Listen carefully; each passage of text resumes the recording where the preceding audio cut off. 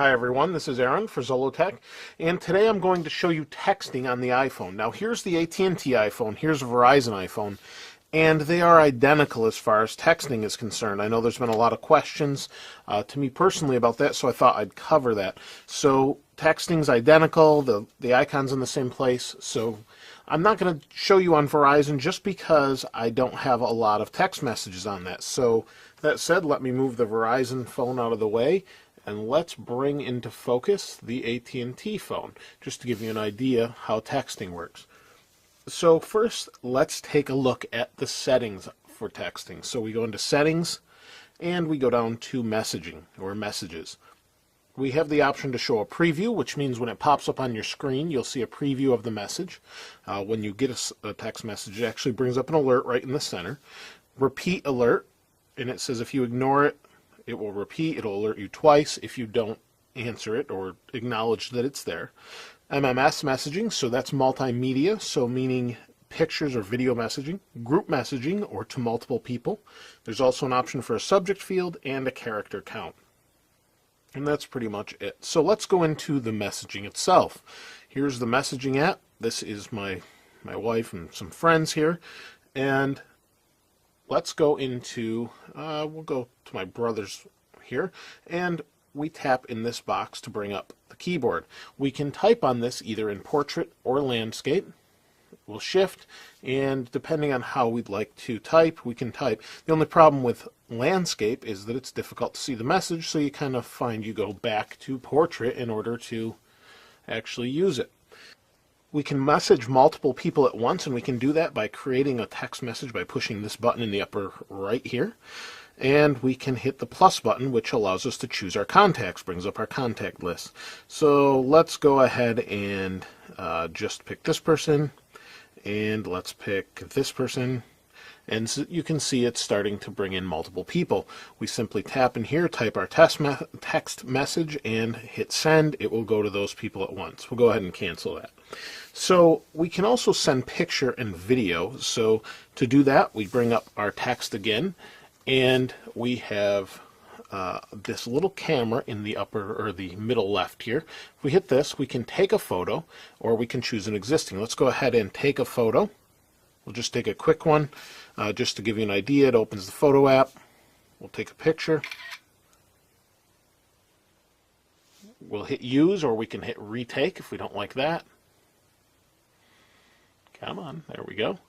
It'll take a second. It places it in here, and we can also place some text along with it and hit send. That can be photo or video, and you can choose from your pre-existing photos or video.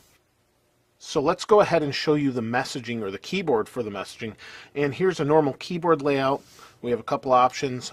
We can hit this 1, 2, 3 button, and that will bring us into the number pad with some symbols such as the $, exclamation point. If we hit this button here, we get some more symbols such as £, things like that.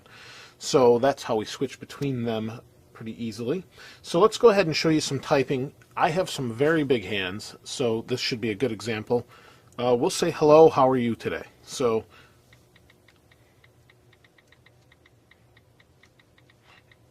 and you can see that's messed up. Because it was so far away from what a real word would be, it's going to be very difficult to determine. But if we tap on that, we can select it, and we can hit replace, and it tries its best to guess what you were typing. Since I don't want any of those, I just hit the backspace, and we will start and say today again. So there's typing on it.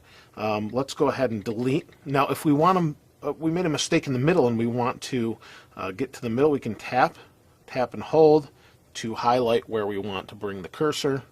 Stop, we can select all, paste, and so on. It's pretty self-explanatory. So the autocorrect does a pretty good job, but let me try it again and say, hello, how are you today? So you can see it went pretty quick. I messed up here again. We can hit ARE, and if we see how I typed the wrong word purposely, and it brought up Hugh as a replacement instead of HUW.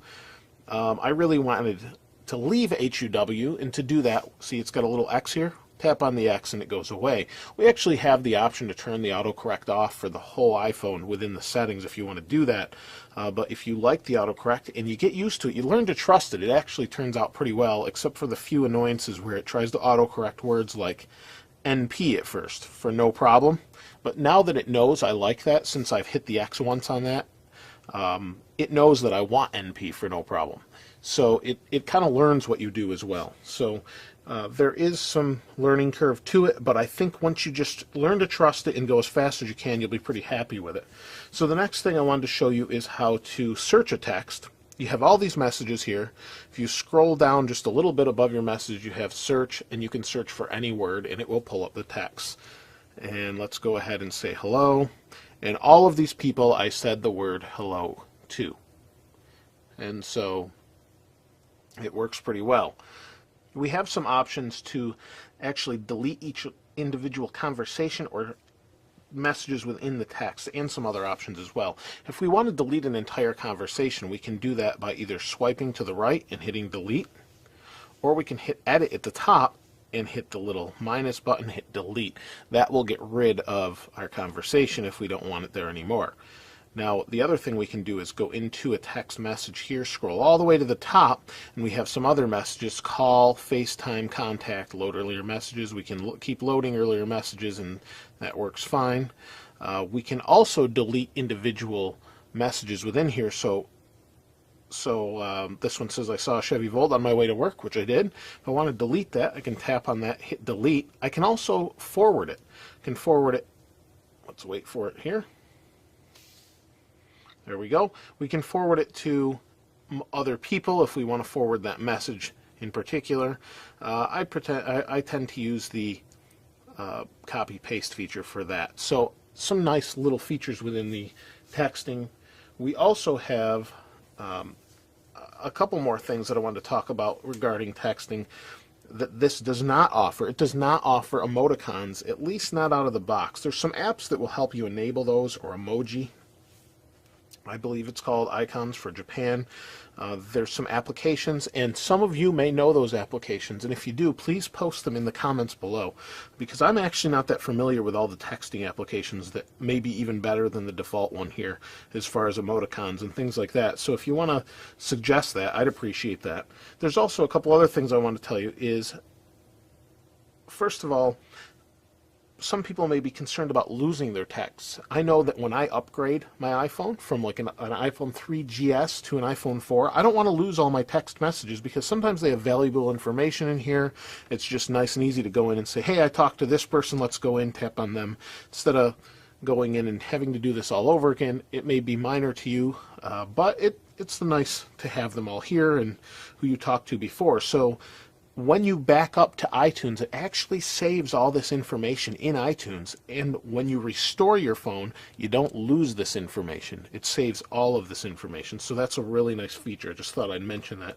And lastly, there are programs out there to retrieve this data off your phone and save it locally to your hard drive for use later, or and I don't mean in the backup, I mean to extract it from that backup. So there's some information to do that, or some programs to do that rather, to pull your data out of here and search that. Now there are a bunch of programs that do that, depending on whether you're on a Mac or Windows computer, or I believe even Linux. So you'll want to look into those for your individual needs. And again, if you know of any of those programs, please suggest them in the comments and help anybody out here that may be looking.